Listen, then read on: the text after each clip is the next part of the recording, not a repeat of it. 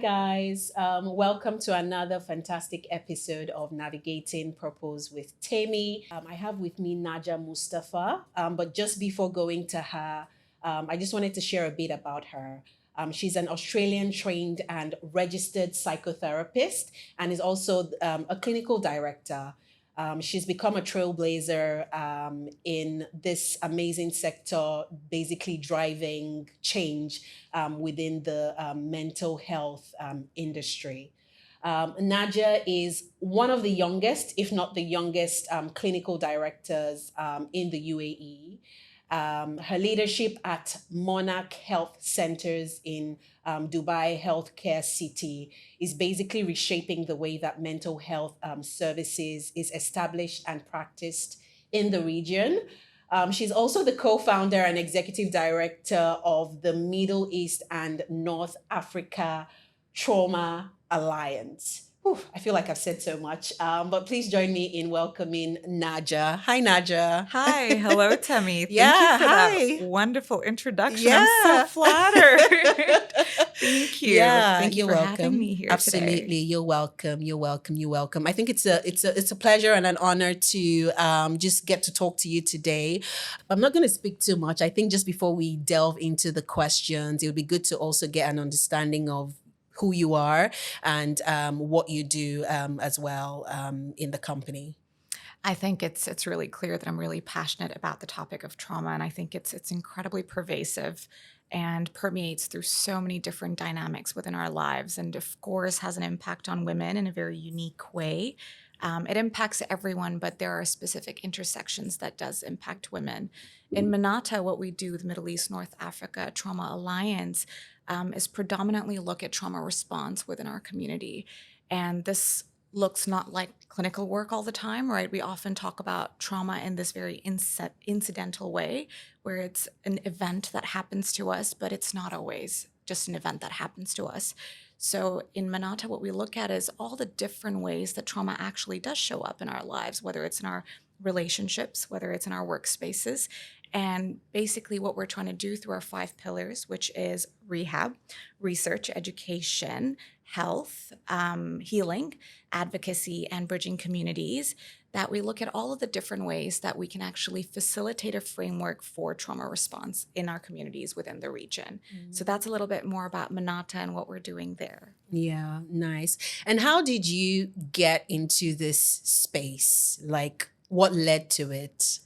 I'll be very honest, Yeah. some incredible women, as always. Yeah. And MENATA specifically, I will say a dining table to women that really care about the initiative, to Dr. Sara Bugari and Dr. Masa Al-Kurdi. It was a dining table, kids running around, Yeah. sticky notes, a cheese plate, and us being crazy enough to think, hey, we're seeing this in our clinical work. We're all clinicians and trauma specialists. And something is missing here. Yeah. You know, something is missing in the broader scheme of our society and what is required. And we don't know exactly how to begin, but let's begin. Let's start the conversation. Let's start. And what we noticed is actually the community really wanted it, needed it, and really engaged in such meaningful ways with it. So that's where MENATA began. But the actual story of trauma response and my career as young as 16. Oh, really? At Yes. 16, I didn't know what I was doing. I was one of the lucky ones, I'd Yeah. say, that kind of had an idea, had an incredible therapist as well. Yeah. And I actually felt the difference of having trauma work done, right? Having a specialist really think about, you know, how does trauma impact an individual? And it really reshaped my life. Yeah. And I knew with the support of my family, with the support of peers and friends and mentors and incredible women that I later would meet, that I wanted to be a psychotherapist. But I did go into a very niche area because I didn't want to give up the creative aspects of psychology. And that's where I found art psychotherapy. And Melbourne had an incredible program for that, even though I grew up here in the region. Yeah. So I went out there, studied it, and I want to bring it back and think about how do we do it in a more culturally responsive way in the region. So, Interesting. very Interesting. I'm going to just go just a step back. You talked about art psychotherapy. What is that? Because Because when I think about art, but then you talk about like art psychotherapy. What is that? What does that mean? So often when we talk about art psychotherapy or art therapy, people think drawing in your therapy session, right? And absolutely it can be. And a lot of people think it's used for children. And absolutely it can be. I do work with children too, but actually it was born out of work with war veterans who were nonverbal.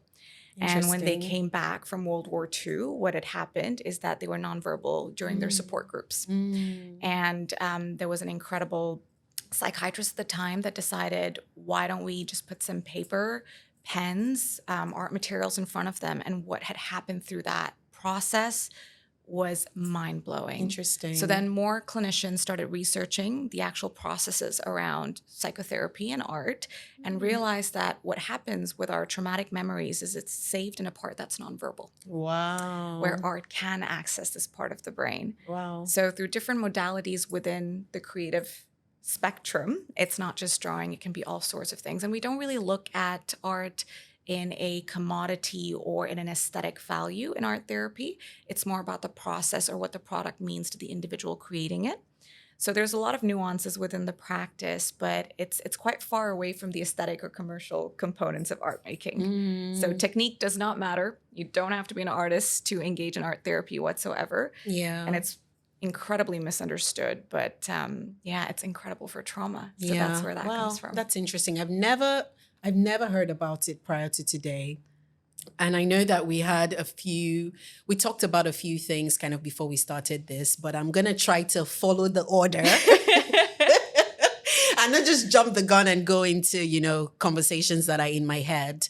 So just before we kind of go further, there's a part of the podcast where we ask previous speakers to leave a question for the next guest. Sure. And on the last episode, I had this amazing conversation with Dr. Arwa on fertility.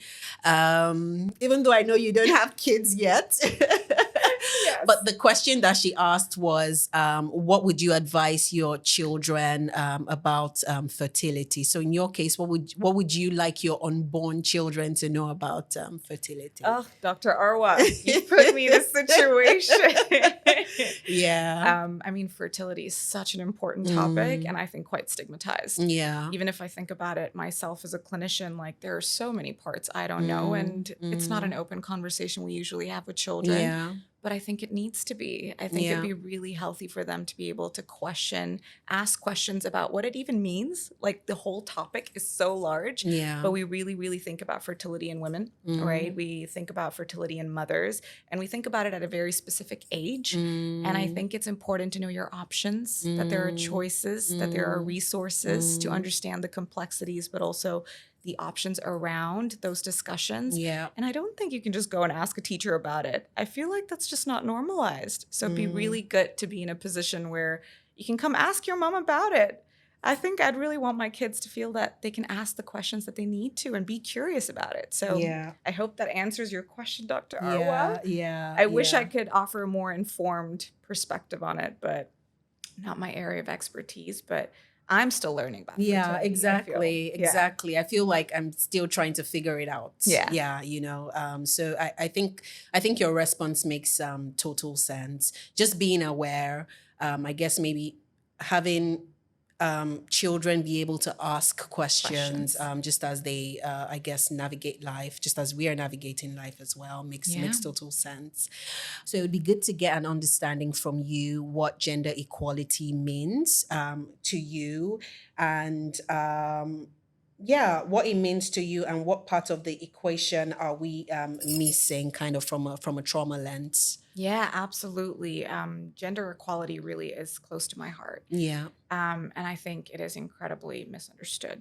And I think the missing part for me, especially from a trauma responsive lens, is equity. I just genuinely do not believe that equality is possible without equity. And I think the difference is equality is equal opportunity. Equity is really thinking about equal outcome, right? So thinking about what does this individual need and what does this individual need? And that could be very different to get to an outcome that they see is in their success. And without equity, it doesn't matter if you give two people the same job opportunity, they don't have the same access point. So really thinking about, where do these individuals start? Are they starting at the same point? So with a trauma responsive lens, I really look at it from a biopsychosocial level. Biologically, women are different. We have different needs. Healthcare needs are different. Really taking those things into consideration, maternity leave, paternity leave, all of these things do matter in terms of our biology, but it's more nuanced than that in itself. Then psychological, right? The impact of generations of stigma, of conditioning, of disempowerment of women. And then you say, okay, like, I'm going to offer my daughter the same opportunity as my son, except so many generations of all sorts of narratives that have been passed down to this individual is going to inform how they access that opportunity. So we can't really miss that part of it. For example, with intergenerational trauma and how it really impacts us, there was a study done on male rats. And it's a really popular study. You might have heard of it. It's kind of all over social media. I've seen it a couple times. And it was about these male rats that created an association with a scent and being shocked. So every time the scent was released into their cage, they'd get shocked. And then their offspring would have a fear-based response every time that they would have that same scent introduced to their environment. There was no shock. Right? So this is how much epigenetically you can pass down trauma and narratives conditioning. So it's not as simple as being like, this is the opportunity. Why are you not engaging in the opportunity? What are the steps psychologically we need to take to empower women? And it's not a binary thing either, where it's men or women. I think there's a lot of layers to it, a lot of intersections. But we do have to think about the fact that there is a biological and a psychological component.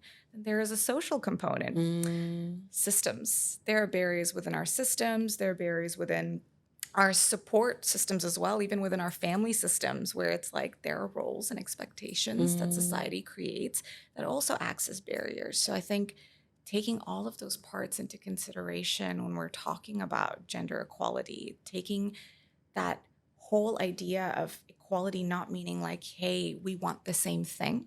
I don't think that's what gender equality means. I think it's thinking about, what are the access points to our opportunities, and how do we have a more compassionate and curious approach to creating opportunity, thinking about our differences not as barriers but as gifts. There's something that I think makes us unique, and thinking about how equity needs to be a conversation within that. So I think that's the missing link here with gender equality.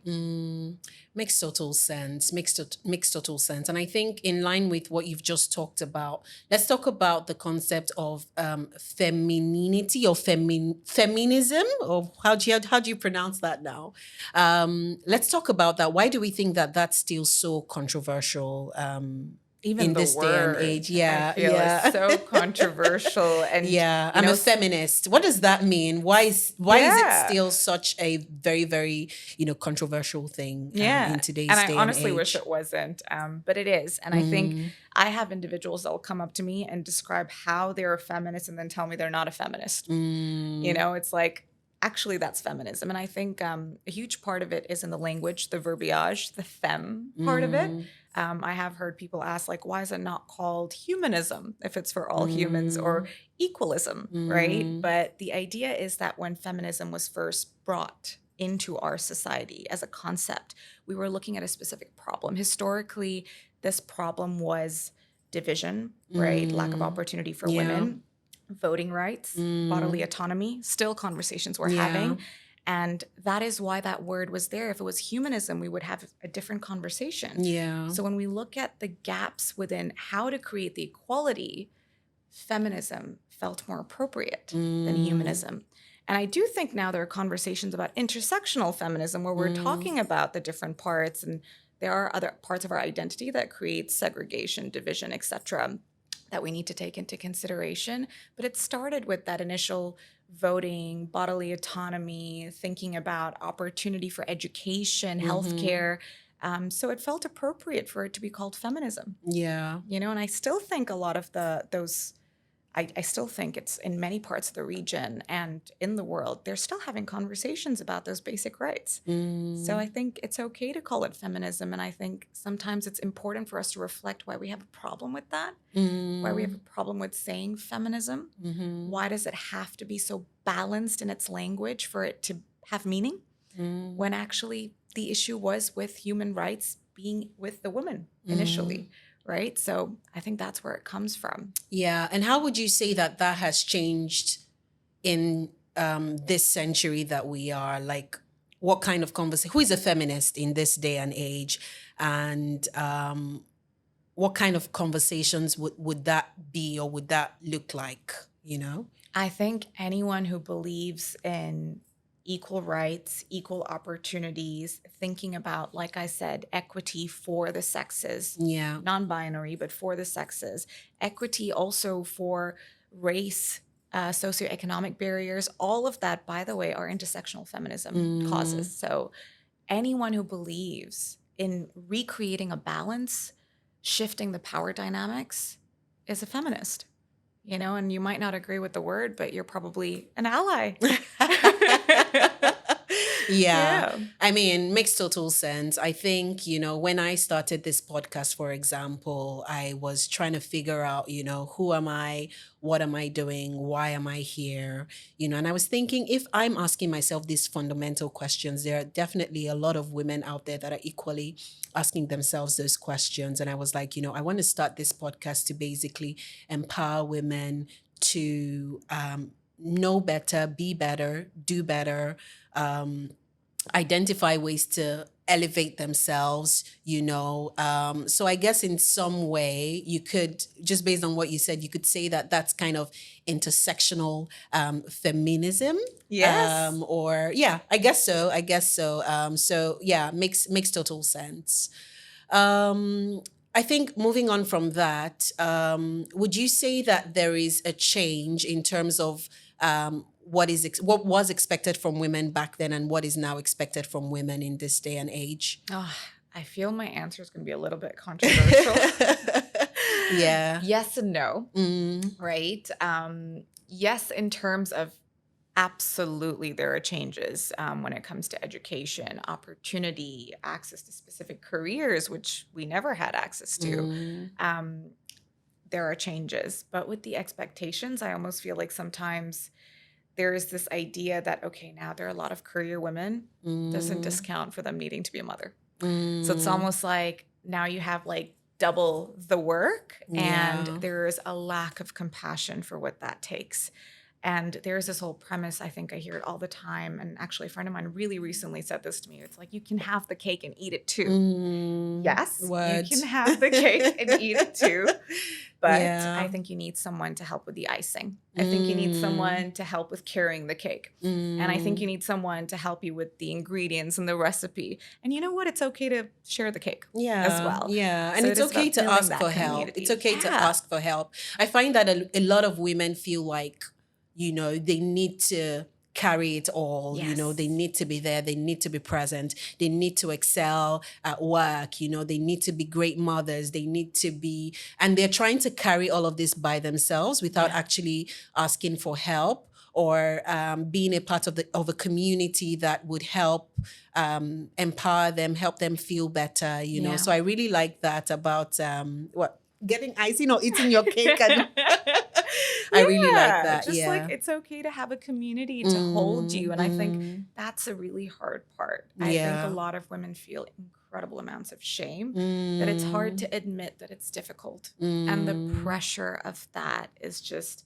a lot of women come into therapy sharing that is just a burden that they carry and they don't know how to navigate that.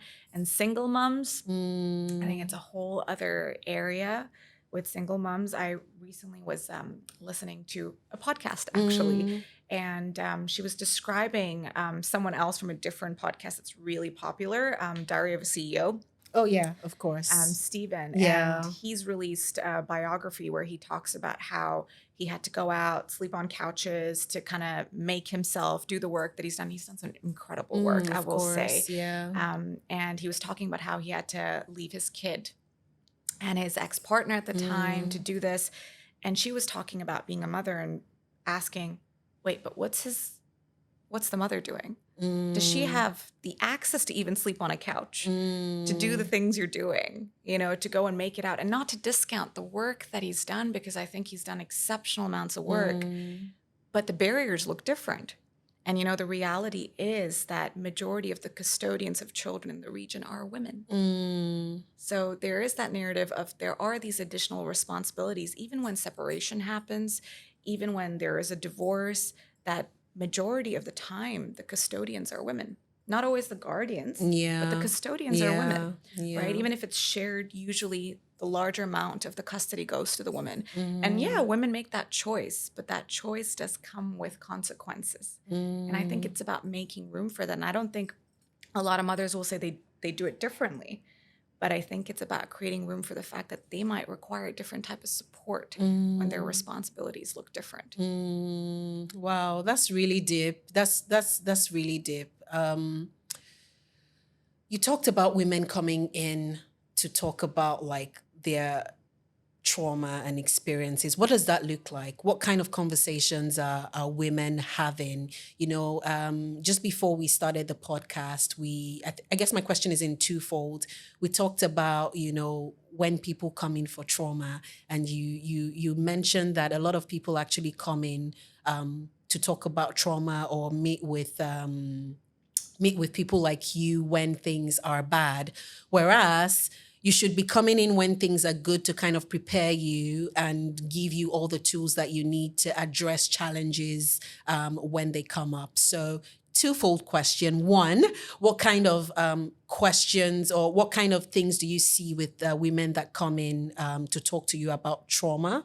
And then I would like you to also talk about when people should ideally be coming in, basically.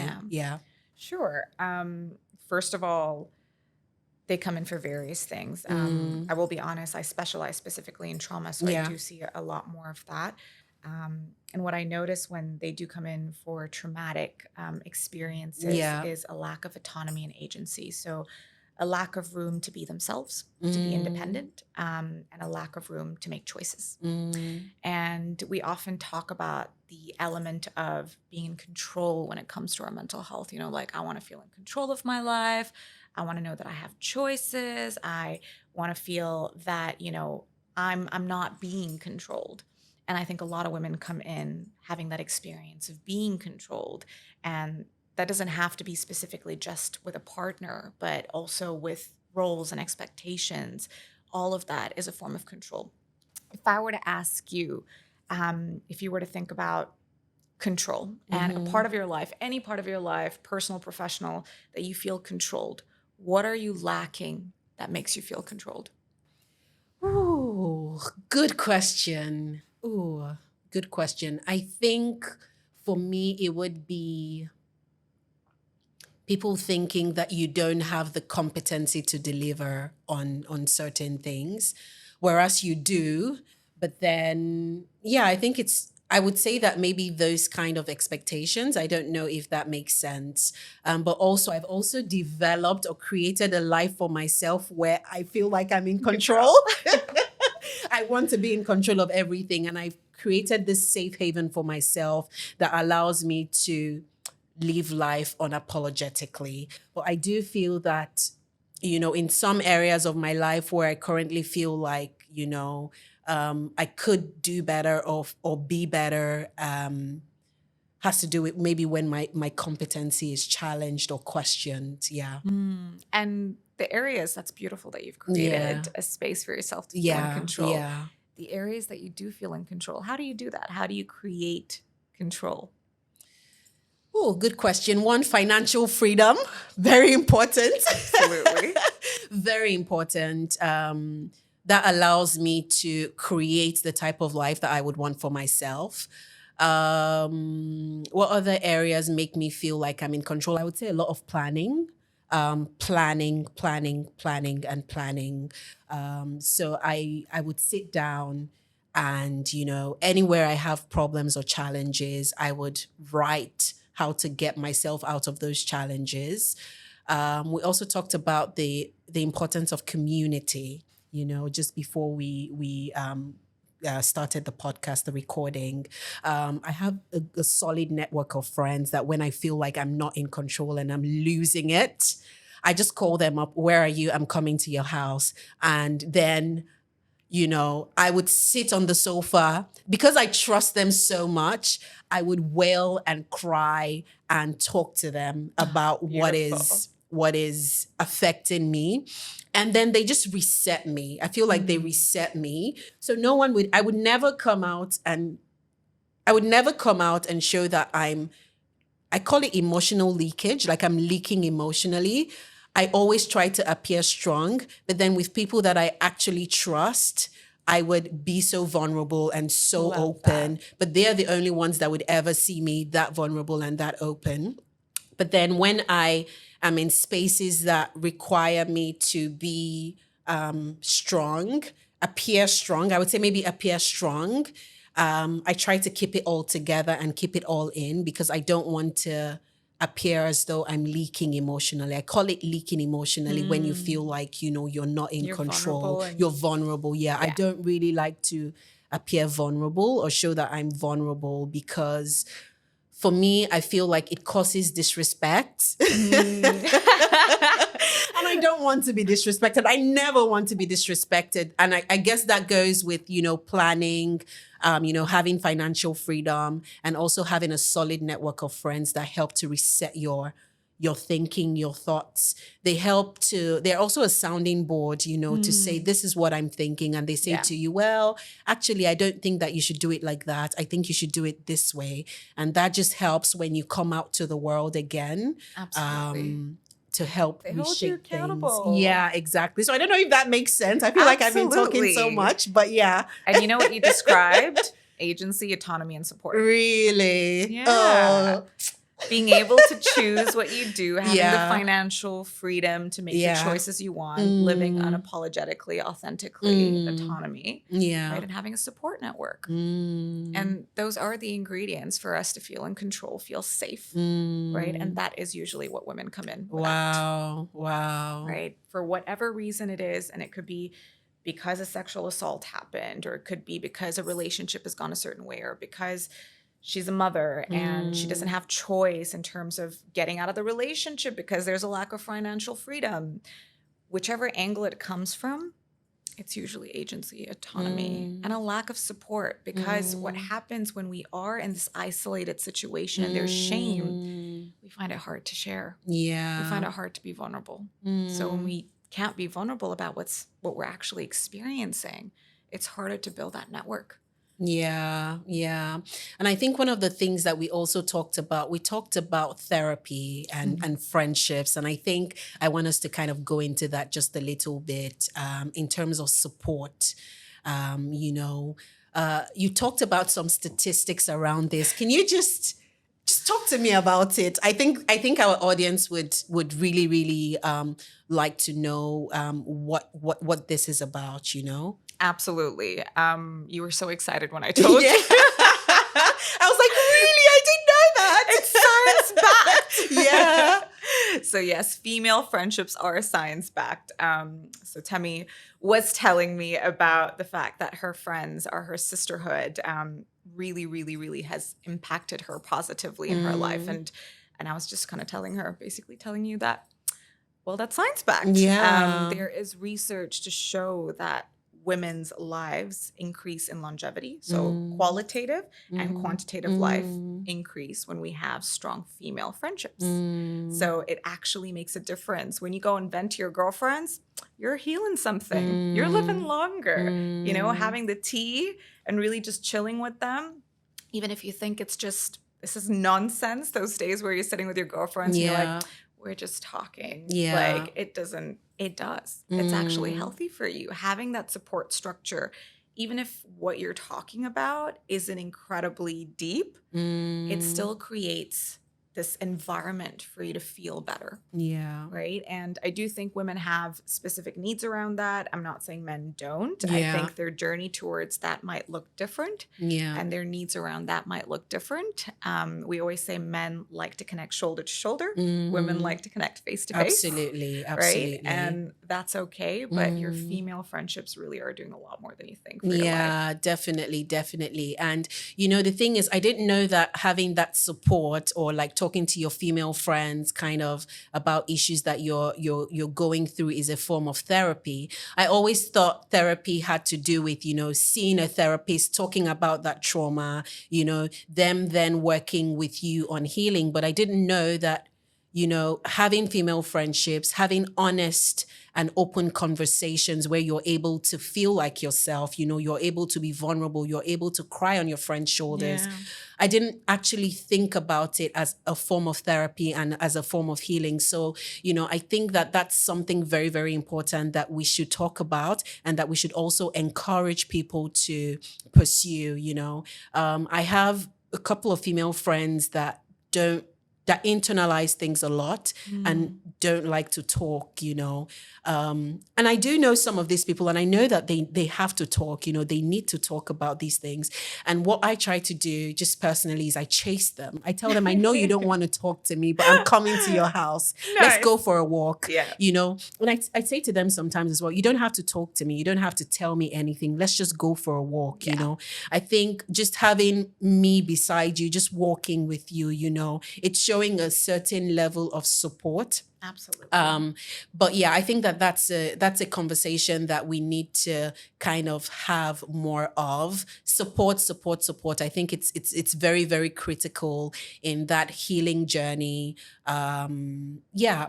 Would you say that there's still a need, to see a therapist in addition to, the friendships that you build and develop? What does that look like? Absolutely. I'm a firm believer in therapy. And honestly, I don't always like to think about it as like a crisis point, right? Like, we go to the gym, we work out. Yeah. It could be health driven. We might eat nutritious food, health driven.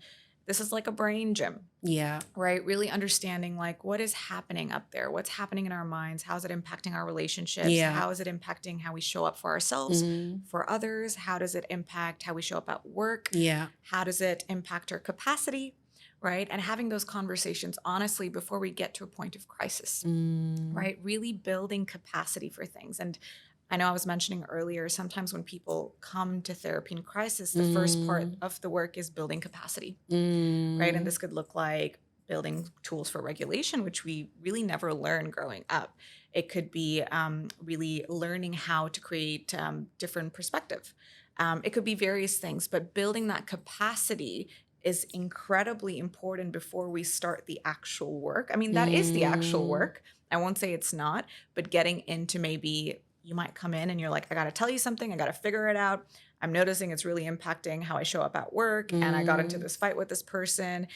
And the first thing we got to do is actually like, do you have the capacity to hear and understand why you're experiencing what you're experiencing? So capacity building is a lot harder when you come in crisis, right? Whereas if you come and you're like, I'm noticing some shifts. I'm noticing my mood is not the same as it used to be. I'm noticing that I'm not feeling as fulfilled in my workspace. I'm noticing that I'm struggling to be present in my relationships.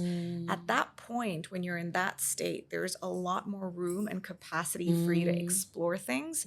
So therapy might look different. So I actually advocate for preventative measures before things get to that crisis point. Absolutely. I work with couples, and I can only speak for the region.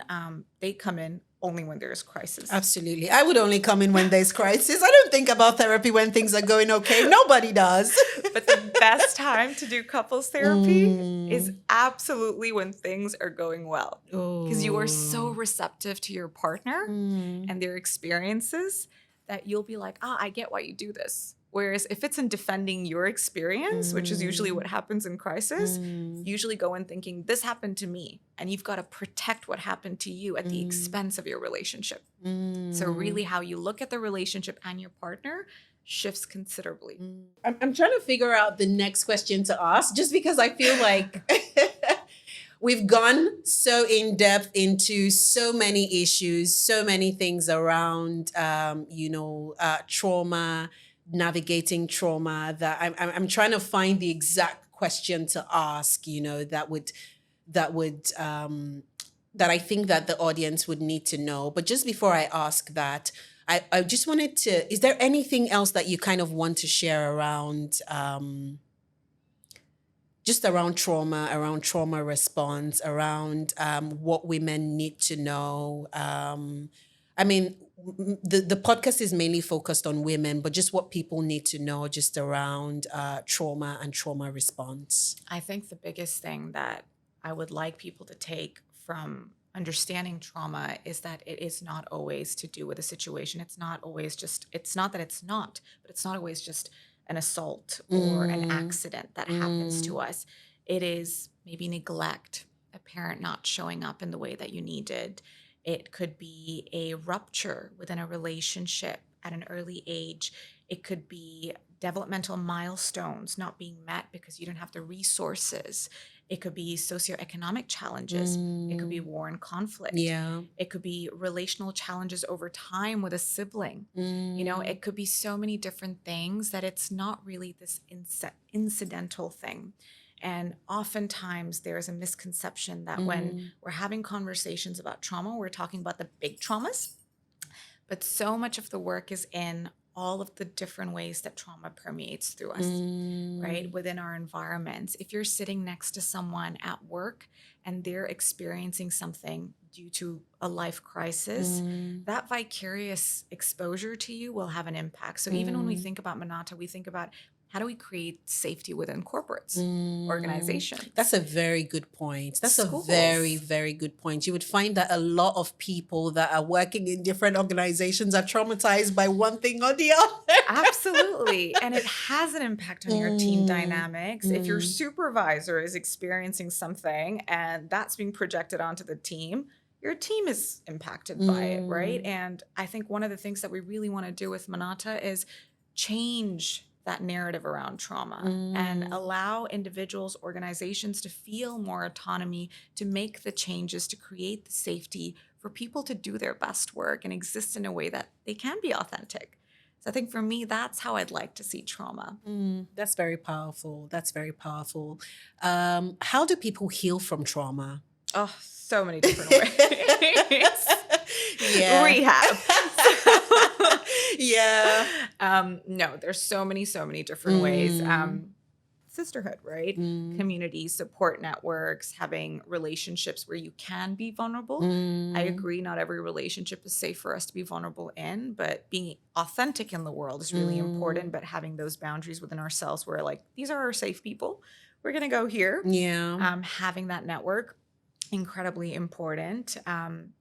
Having access to therapy, I would say it's not accessible to everyone, which is also why bridging communities is one of our pillars, because the idea is if we're able to empower and build resources within the community, then the community can take care of itself in many ways that maybe an individual therapy session is not required to be more involved in, right? And it's not always an option to come to therapy, to be completely honest. You don't always have the insurance that covers it. It's not always affordable. So what are the smaller bits and bobs?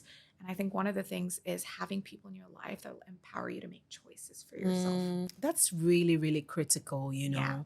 People empowering you to make choices. I find that a lot of women actually have issues making choices. Yes. Just making solid decisions. I feel like a lot of women deflect or transfer that authority. I don't really know why. I don't know if you could shed some light into that, why women are unable to make choices. Does it have to do with like personality? Does it have to do with like upbringing? What makes women feel the need to want to give their authority to either their Nothing to do with partners, personality. either to, I don't know, I don't really know, but I hear that a lot, even in some of my friendships with women that are married, they're not able to make decisions to say, oh, I actually think that works. They'll be like, oh, let me ask my husband, even though they know what is right. But if their partner says no, for example, they just run into their shell and they just accept it. Why do people, or why do women feel like they're not empowered to make choices? And I will say it's not Yeah. personality. Yeah. It is disempowerment. And disempowerment doesn't just happen because you're in a relationship where there Yeah. is a specific power dynamic. Yeah. Actually, you're in a relationship where there is a specific power dynamic because you've experienced disempowerment, right? The choice to be in that relationship, if there was a choice to be in that Yeah. relationship, I know there isn't always, is also part of the narrative of disempowerment, right? And it Yeah. can happen in specific situations or within the whole dynamic of your Yeah. relationship. And one of the things that happens is that usually in these power dynamics, there is an authority figure and there is someone who might be more submissive. And it's not to do with the personality type, because I think that forms based on relationships, Yeah. right? It could be that you might have had a patriarchal family system where the father always makes the decisions. Yeah. And you've seen that growing up. Yeah. And mom never made the decisions, Yeah. right? It could be that you grew up in a school where your principal was male. And you might think that would have no impact on you. Yeah. But it does. Being able to see women in places of power Yeah. and leadership shifts this. You know, I was recently talking to someone about stocks. Yeah. I very recently got into stocks, Yeah. don't know anything about them. Same. But I'm like, you know what? Want to start looking at Yeah. options, really want to educate myself and learn. And this individual who's male was saying, like, I think the reason women are not involved in stocks is because they're not interested. And I was saying, how would we know to be interested? Yeah. You know, where is the conversation happening where we would know we'd be interested? And of course, there is access to the internet. There is access to everything that we have out there. Yeah. How would we know to look it up?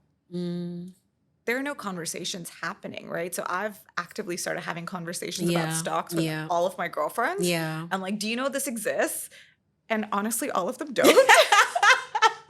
Really true. Don't. Really true. But I remember in high school being in conversations with boys who were talking about Bitcoin. Where I'm like, what is that? Why are you interested in Bitcoins? What Who cares? is that, right? And now I wish, Yeah. I paid attention, Yeah. but it's not that I wasn't interested that I didn't pay attention. Honestly, I felt disempowered to engage in those conversations because I don't know how I'd add value. And I think there is this idea of being dismissed, right? Like, what if I say the wrong thing and I sound stupid? I'm not going to ask a question. Am I supposed to know this? And I don't. So there's that narrative as well. And I think generally in female friendships, because it's not normalized for us to have these conversations, we don't. Whereas in male friendships, they do have the narrative of we got to be providers, we've got to make money. So they have those conversations quite organically. And then that would allow them to look into it further. Yeah. So I think that also plays a role. Definitely. I think there's a need for a mindset shift, I would say, in terms of expectations, in terms of what women are expected to do, who women are expected to be. I think that as women, we can be anything. We can be anything we put our minds to be. We could be scientists, we could be doctors, we could be lawyers, we could be therapists. I don't think there is a limitation to who we can be. And I think, there needs to be bigger, better conversations around, empowering women to think differently. There's no reason why you should be limited in terms of who you can be, in terms of what you can do, or in terms of, what the society expects you to be. And I think, one of the things that I'm a big advocate for is not being confined to any box, being boundaryless about who you want to be. And I definitely think that there's a need for a wider conversation around this. I think that there's a need for people to come out and actually speak more and advocate more for women. I definitely also think that, there's a role that parents also have to play. Agree. In terms of empowering both the boys and the girls to, one, do things in the house, The guys shouldn't just be sitting down and the females are the ones kind of doing the dishes and all of that. I think there's a need for there to be a shift in mindset, a shift in how people think, a shift in terms of how parents raise children, a shift in terms of roles and responsibilities in organizations, and just generally in the society. So I'm really glad that, we're kind of having this conversation, having conversations around healing, around, changing mindsets, around building strong sisterhoods, and building a strong community of people that would help to change the narrative, to change perspectives, and just make people better in general. But I think this has really been a great conversation. But just before we end, I don't know if there's also anything else that you would kind of like to share around this.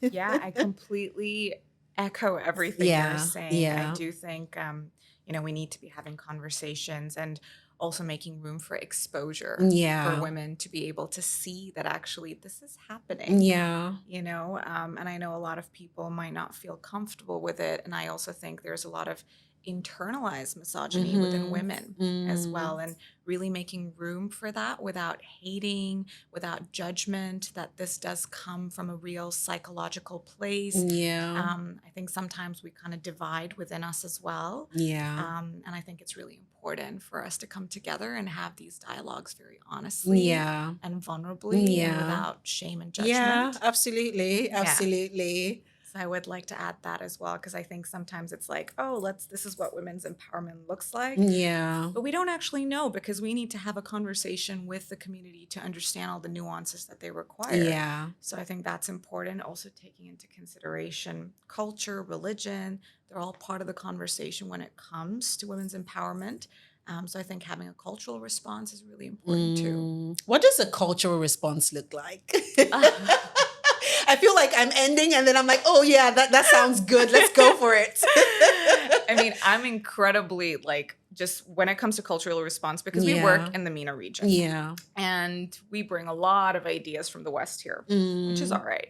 But I think there are communities here that don't understand or relate to that. And it's okay. And it's not about enforcing these Western individualistic ideals. It is about making room for what does women's empowerment look like for this region, for this community. And we have to be asking women of this community and this region what that looks like. The conversation is to do with the community. We've got to allow the conversation to happen within the community. What I find is a lot of Western trained professionals come and they have a lot of opinions about how the cultural climate influences women's empowerment without having these vital voices as part of the conversation. I think that needs to shift as well. And what does that look like? What are women in this region telling you when you sit in rooms with them? A lot of different things, that they're absolutely happy being wives and mothers. Which is valid. There's no restrictions or limitations about that. Some people are called for that, and that's absolutely okay. Absolutely. Homemakers. Absolutely. Such a respected job and identity. I think there is a lot of roles and responsibilities that they do and really care for from a value-based place. And they do talk about that. I think there are a lot of misconceptions about religion and control, etc. And I don't think it's so black and white. So I think really having open conversations about that, and bodily autonomy comes with a right to choose. Whether you're choosing this or that, the choice is the part of the conversation. So if you're taking away choice from one group of women because you feel this choice is more aligned with the cause, then we're missing the point. So I think that is where the culturally responsive part comes in.